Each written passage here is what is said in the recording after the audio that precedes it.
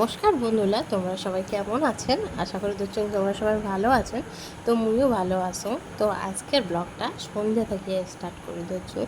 তো আজকে আমার প্ল্যান হয়েছে যে আজকে কি খামো কোন তো মাংস তো তোমরা দেখিয়ে দিচ্ছেন। তো কি খামো সেটা দেখার জন্য তোমার পুরো ভিডিওটা কিন্তু দেখা খাবে। তো দেখো, এই যে এটাখানা ছিল মাংস, তো এলডা গেলা না কাটি নিমো। তো এই যে দেখো, এটা কাটি না খাবে। আর এই দিকে দেখো এই যে জিনিসপত্র। আচ্ছা, তোমরা গেস করো তো যে কি হওয়ার পায়। তো তোমার কয়ায় দেখ ফাইনালি কি হওয়া হচ্ছে। আজকে করি হচ্ছি আমরা চিকেন পকোড়া বাড়িতে। তো এই যে মুই এদিকে রসুন ছাড়ে দচ্ছুং, আর দিদি মানে এই দুটো কিন্তু মোর ননদ হয়, মোট টোটাল 4টা ননদ। তো এক দিদি ওদি মাংস কাটি দিচ্ছিলো, আর এক দিদি পেঁয়াজ কাটি দিয়ে ধরছিলো। আর এদিকে না মই কিন্তু এই যে এলা কাটাকুটি সব কমপ্লিট হয়েছে।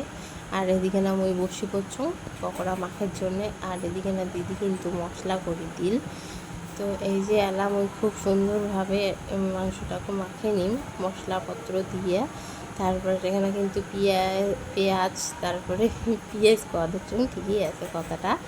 তো এই যেখানে পেঁয়াজ কাঁচা লঙ্কা কুচিয়ে দিছুঁ, কুচি করে দিছুঁ। আর এখানে বেসন কর্নফ্লাওয়ার যা যা লাগে সব কিছু দিয়ে এই দেখো ভালো করে কিন্তু মাখামোর কমপ্লিট হয়ে গেছে। আর এদিকে না দেখো কড়াইতে কিন্তু তেলও দিয়ে দিছুঁ গরম হওয়ার জন্য। আর ওদিকে একটা ঝুড়ি নিয়ে নিছুঁ ওটিখানা পকোড়াগুলো নামাই। তো এই দেখো আমি একটা একটা করে এই যে কড়াই দিয়ে দিছুঁ। আর পকোড়াগুলো কিন্তু ভাজা প্রায় হওয়ার হচ্ছে। তো এই যে একবার কিন্তু মোর ভাজা হয়ে গেছে, ওইটা কিন্তু সবাইকে খাওয়া দিয়ে যাচ্ছুঁ। আর একটা কিন্তু বসে দিছুঁ। তো মুই যে আর দেখো ইমার খাওয়া কিন্তু একেবারে কমপ্লিট।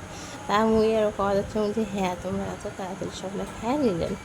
তো এই যে কোনো ব্যাপার না, খাক, আরও অনেকগুলো আছে হওয়া হচ্ছে। তো এই যে পরের বার ফির আরও হই। তো এলুমি নামে এলুম। তো দেখো কি সুন্দর হয়েছে পকোড়াগুলা। তো তোমার কেমন ভিডিওটা না গেলে অবশ্যই কিন্তু জানাবেন। আজকের মতন টাটা।